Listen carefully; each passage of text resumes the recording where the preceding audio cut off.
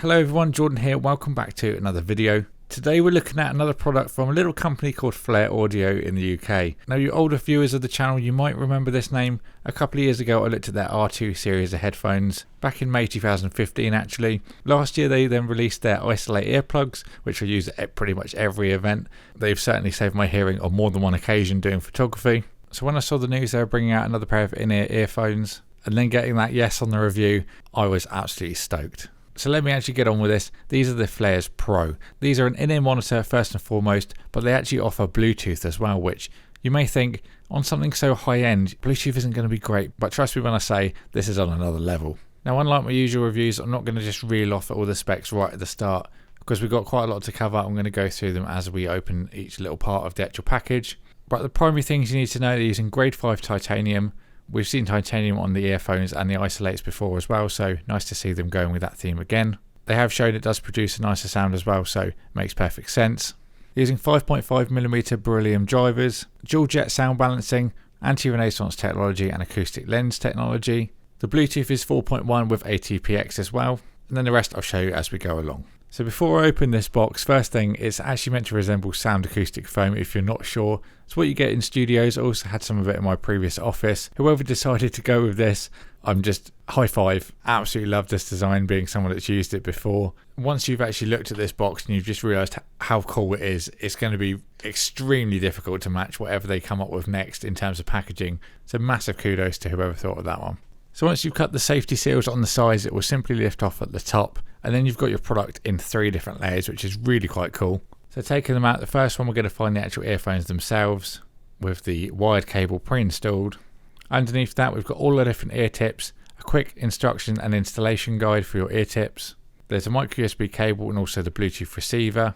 Then below that layer we've got our carry case. Nice hard case with a nice Flare logo on. Inside that you'll actually find some everyday tips which are a little stronger than the audiophile ones, perfect for going out and about with, but still retaining a great sound. Then the second layer contains the rest of the tips, so we've got some silicone ones, then our audiophile tips. As you can see, there's 3 different sizes. From previous experience with the Flare products, I know I'm a medium, so I'm going to be using the orange for this one.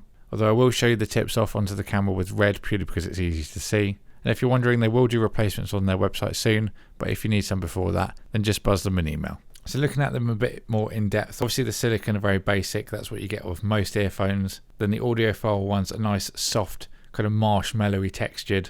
Basically what you can do is once they're around the actual Flare, you just squeeze them tight till they go quite compact. Put them in your ear, then it will expand out to fit your ear canal. So they work really, really well. I've used these for a number of years now and I just love them. If I have the chance to replace any pair of headphones with them, I do it straight away. So yeah, really love these kind of tips. In the middle we've got the everyday ones which are a bit more resilient to any wear and tear. So as I said before, if you're going out and about, I'd recommend using those ones.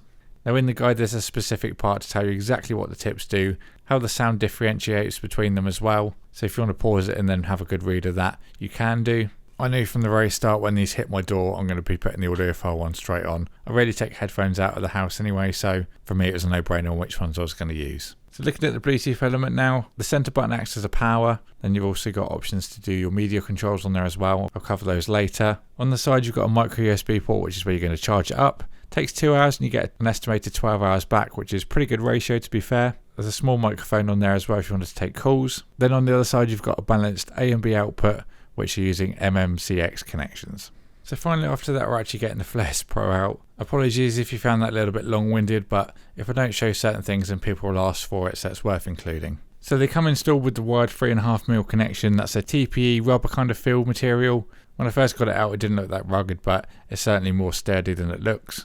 Very familiar barrel design with the titanium that we've seen before. Obviously different for this generation, but resembles the older style a little bit as well. So you've got about 30 centimeters of cable, then you get to a splitter which has the balanced left and right audio channels. So in total you've got 30 centimeters from the actual Flares to the A and B connections, and then a further meter. So if you're using the wired mode, 1.5 meters in total.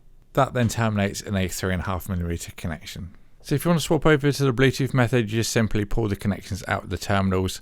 They do have a good connection as well, so you will need to put them a little bit to get them off, but they will come off safely, so don't worry about doing it.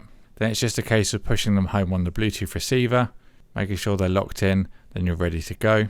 Now as you can see, when it's in that receiver, you don't have the extra cable from the wide option, so you will have to clip it onto the top of your shirt or your jacket, as it only gives you about 30 centimeters to play with. So pressing and holding the call button on the Bluetooth receiver will turn it on and then go straight into pairing mode. You just have to match it up on your device by going into the settings as you would any other Bluetooth device. Then once that's connected, you'll get a flashing white light to signify it's ready. You can then go ahead and use the middle button for play and pause, double tap for Siri or Google.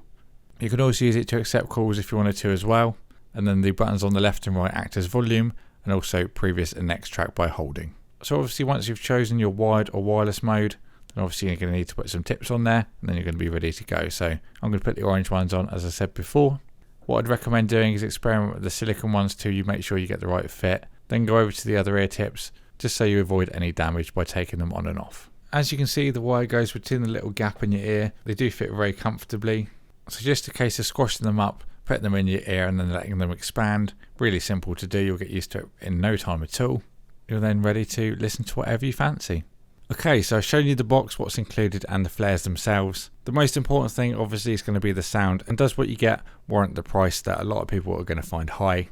If you want the quick answer, absolutely, but of course I'm going to break it all down into different segments. So we're going to go for bass, mids and highs like I usually do, then I'll kind of sum the sound up as a whole. So the bass on the Pros are extremely tight, very fast and linear as well, so if this makes sense, it doesn't trip over itself. Sometimes you can get headphones that they try and do too many bass notes at once and it just can't keep up and it starts to sound all muddy. You don't get that with this. It delivers it very well, so you don't get any overlapping. You do notice a nice depth of bass there, but it's not accentuated like other headphones. You'll find the bass is more natural, as the artist would intend in the mastering, rather than having any extra over the top. So as for the mid-range, I found them to be quite similar to the R2 Pros we looked at before. Just generally very satisfying and very smooth to listen to, but even so better than the other pairs of headphones I've tried up to this point. I have found on occasion that headphones with a great low and high frequency sometimes struggles a little bit with the mids. Just with a couple of songs it can appear overly sharp, but thankfully this is a lot more mellow so you don't get that, which then in turn allows you to listen to it for extended periods of time without any discomfort at all.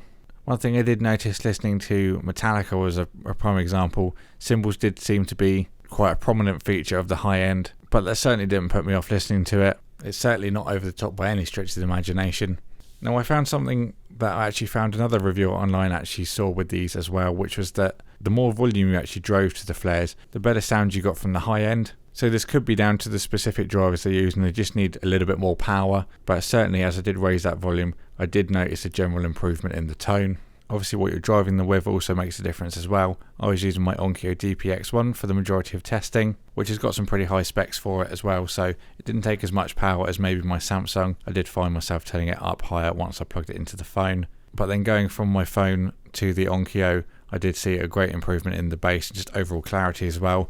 But bearing in mind you are looking at different components and that is a specific DAC over just a general Android device. And it pretty much goes to say the better equipment you use to drive these, the better it's going to sound anyway. The soundstage these provide is a great experience. The vocals a little bit more forward than the instruments. You can pick out where instruments are, but it's not on a massive scale, which I personally think is a lot better. Certainly a lot more natural than other headphones I've used, and I actually prefer it this way as well. So as I said, I did use the DPX1 for the majority of tests. I actually listened to Armin van Buuren's recent album in FLAC, which just sounded absolutely phenomenal. Also another note, as I mentioned Metallica, the guitars on that just sounded really punchy, just really aggressive as well. Really love listening back to that. Now going over to Bluetooth, these are without doubt the best pair of Bluetooth headphones I've used as well. I recently reviewed the Crossfade Wireless 2 from V-Moda, and these still outperform those as well, which is just ridiculous. I do find using the Bluetooth though you get a bit of a higher bass and high frequency, but this is great if you're an EDM listener like me. Deadmau5 is a great example to use with Bluetooth, but if you watch my previous reviews you'll know that I always choose wired over wireless anyway. So before we get to the final conclusion, I've just got a few opinions that I'd like to share with you. Now the cables on the flares are kind of white and black, so zebra kind of themed. One is slightly darker, which enables you to differentiate between the left and the right channel. I have a feeling that some people aren't going to like the style of cable. They might prefer just a plain black, grey, red, white, but just a solid colour cable. So if we do see another version of these, maybe have a embossed part on one of the earphones maybe that you can tell which is which ear by just feeling it rather than a visual difference. Something I think that might add a little bit of an improvement. And then the length of cable for the actual Bluetooth segment may be a bit of a downside as well, as it only gives you about 30 centimeters to play with. But that being said, if you're really into your audio and maybe you go running, then this could work because you can just clip it straight onto your shirt. So I can see why they've gone for a shorter lead. But for someone that maybe wants to do maybe painting, for example, doing a hobby at home or maintaining that wireless freedom, they might just want a little bit more play. So in summary, a great overall package.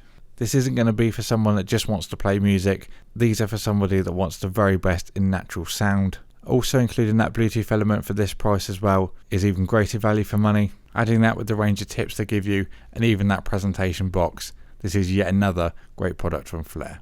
I do want to quickly mention the fact that the last review I did for Flare was so positive that a lot of people said that I was paid to say these things. I've never been paid by Flare to say their product's better than it really is. If I do have a review on the channel that is sponsored, this one isn't, but that won't change the fact that if there's something wrong with the product, I will tell you about it. I pride myself on unbiased reviews. It always has been, and it will always remain that way. So I've pretty much said all I can for the Flares Pro. Absolutely superb. It has been a long video, and I appreciate if you've stuck with me all the way to the end. I do feel though that if you're actually considering buying these, then you're going to want to spend some time and actually really getting the details of how they perform. So again, if you have made it this far, thank you very much. I will put a link for these down in the description box below if you want to get yourself a pair. You'll never go back to anything less if you do. If you do have any questions, please leave them in the comments and I'll get back to you as soon as possible. If you enjoyed this video and you haven't already, please consider subscribing. Check out my Twitter and Instagram. My username is Jordan Ash Media. Links for those are also in the description box as well. A massive thank you to Flare Audio for sending these out for me to review. Thank you everyone for watching, and I'll see you all in the next one.